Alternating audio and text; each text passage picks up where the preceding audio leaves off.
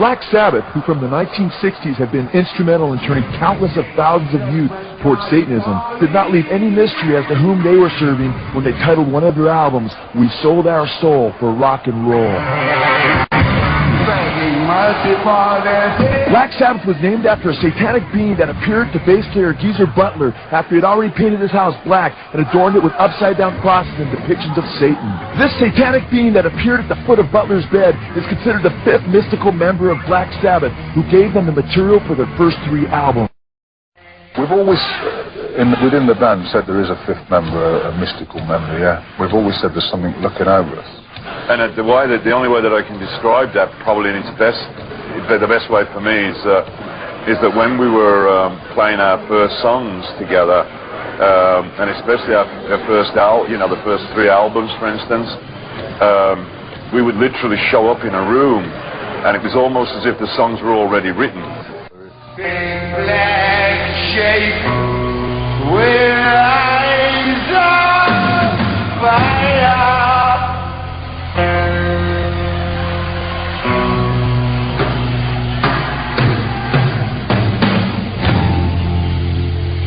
Telling people their desire, Satan sending me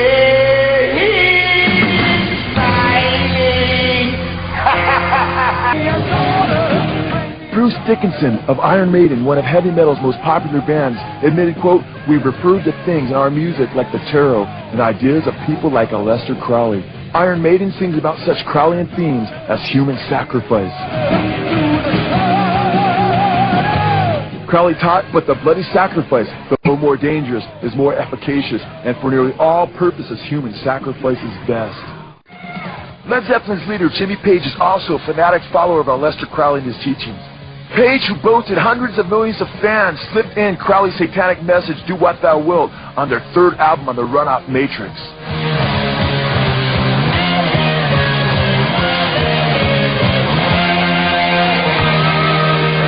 Jim Morrison, frontman of the biggest American rock band of the 1960s, is yet another Satanist who was influenced by the teachings of Aleister Crowley.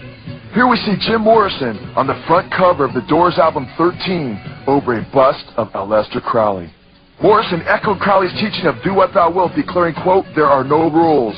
Morrison stated, "I'm interested in anything about revolt, disorder, chaos, especially activity that has no meaning." Ray Manzarek, the Doors keyboard player, points out that Jim Morrison was a shaman. Jim's contribution to music was that Jim was real. Jim was real on stage. Jim was real when he wrote his songs, when he sang his songs in the studio. He was not a performer. He was not an entertainer. He was not a showman. He was a shaman. He was possessed, man. He was possessed, man. Possessed. I let my cheeks lie down. AC/DC guitarist Angus Young is also admitted to being possessed. He points out that the spirit manifests while he's performing on stage. He says, quote, "By the time we're halfway through the first number, someone else is steering me. I'm just along for the ride. I become possessed when I get on stage."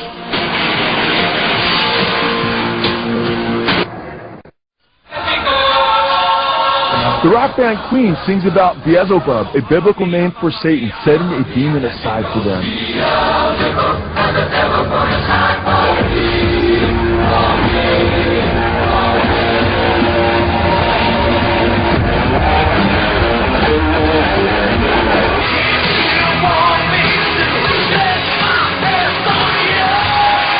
Bon Jovi has admitted, "I'd kill my mother for rock and roll. I would sell my soul." In fact, Bon Jovi states, quote, "When I was a boy, the devil took me by the hand, took me from my home. I'm going down, down, down."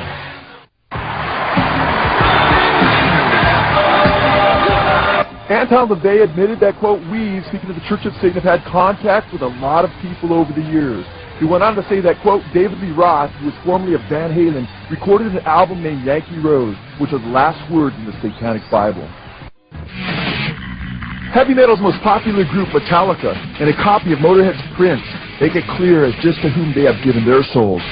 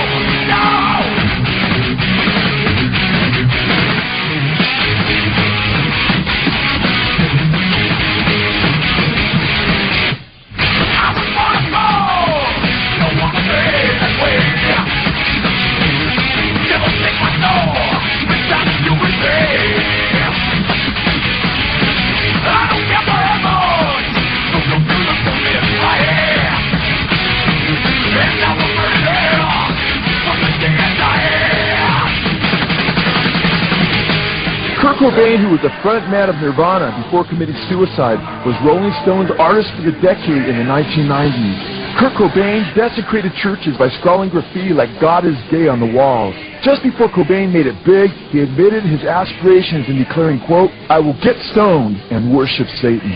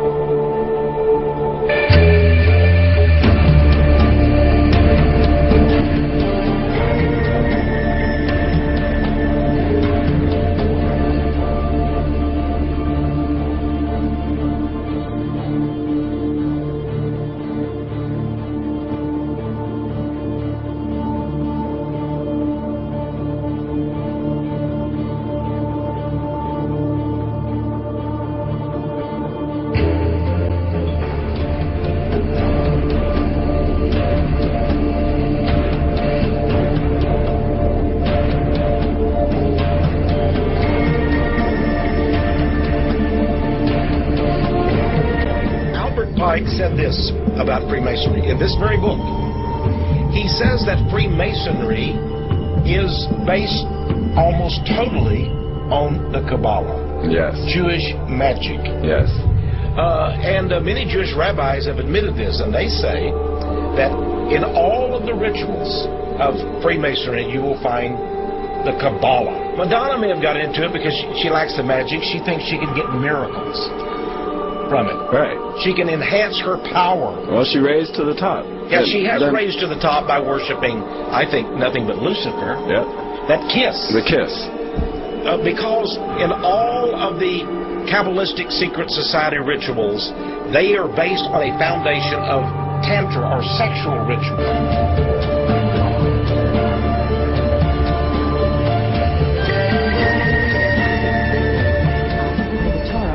I'm not Jewish, and nor have I converted to Judaism. I think I'm connecting to something that predates religion.